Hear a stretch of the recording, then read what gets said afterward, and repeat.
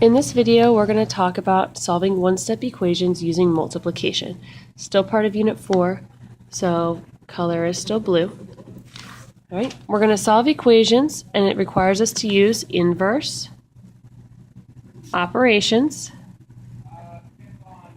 And inverse operations are pairs of operations that undo each other. So they're the opposite operations. The inverse of multiplication is division.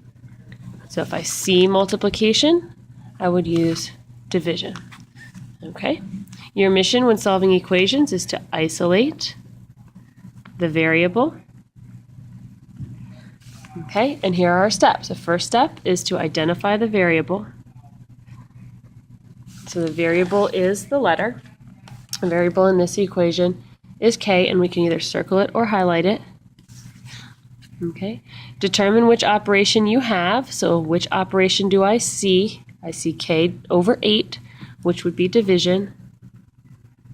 So I see division, and the inverse operation would be multiplication. So I'm going to use multiplication to solve. See division, use multiplication. The inverse operation is the one you must use in order to solve the equation. Okay, step 3, draw the wall. This is the vertical line through the equal sign that separates the left and right side of the equation. Step 4, solve the equation. Remember, an equation is like a balanced scale. Oops. Balanced scale. In order to keep the equation balanced, whatever we do to the left side must also be done to the right side. So if I see division, and I'm dividing k by 8, I'm going to use multiplication, and I'm going to multiply by the same number that I divided by. So here I divided by 8, so I'm going to need to multiply both sides by 8. The two 8's on the left will cancel, so I'm left with just k, and negative 8 times 8 is negative 64. Check your answer by using substitution. You should get the same number on each side of the equation. So what I'm going to do is I'm going to take my original equation, k over 8 is equal to negative 8, and I'm going to plug in negative 64 for k. So negative 64 over 8 equals negative 8, and then I do the math, 64 negative divided by 8, and that's going to give me negative 8. So I end up with negative 8 on both sides of the equation, which means that I did the problem correct. Okay, a couple more examples. So color this guy blue. Okay, so again, if I look at my variable is going to be n. I see division, I'm dividing by 8, so I'm going to need to use multiplication to solve. So I'm going to divide this side, multiply both sides here by 8. These two 8's will cancel. And then I multiply 17 times 8, and I get 136. So 136 is equal to n. Notice the n is on the right side on this part of the equation, so the n should stay on the right side throughout the solving process. So for my check, I'm going to start with 17 is equal to n divided by 8. I'm going to plug in 136. And then I'm actually going to take a second with my calculator and do 136 divided by 8, and I get 17. So I end up with 17 is equal to 17, and I did the equation correctly. All right. Next equation. I have x over 17 is equal to negative 18 over 17. I circle my variable. Okay, notice I'm dividing by 17 on this side. So if I see division, I'm going to need to use multiplication. So I'm going to multiply by 17 on both sides. These two 17's cancel out, so I'm left with x. And something very interesting here happens as well. Since I have a division by 17 on the right, and then a multiply by 17, these two 17's are actually going to cancel out as well. And I'm left with negative 18.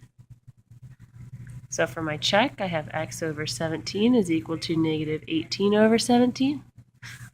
And I plug in negative 18 for x, I end up with negative 18 over 17 equals negative 18 over 17. I have the same number on the left-hand side and the right-hand side.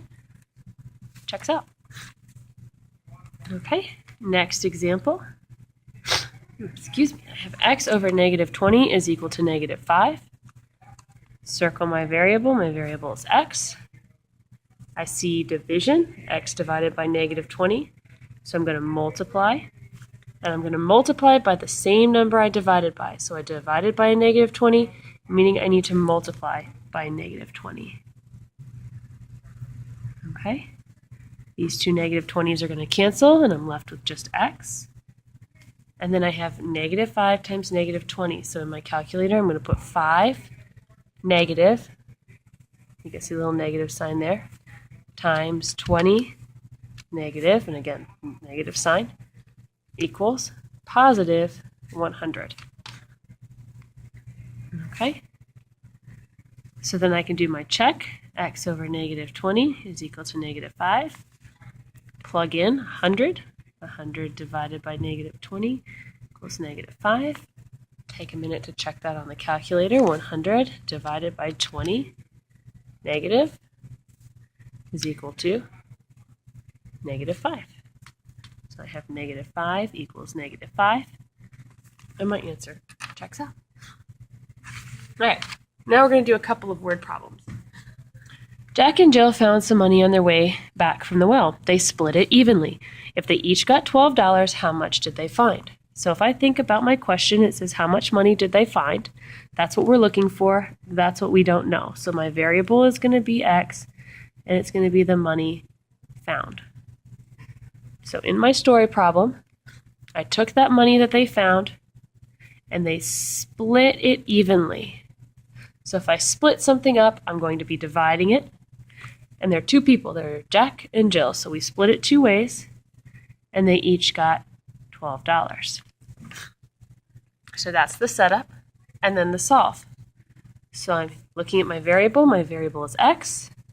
I see division, so I'm going to use multiplication to solve. I'm going to multiply by the same number I divided by, so I divided by 2, meaning I need to multiply by 2 on both sides.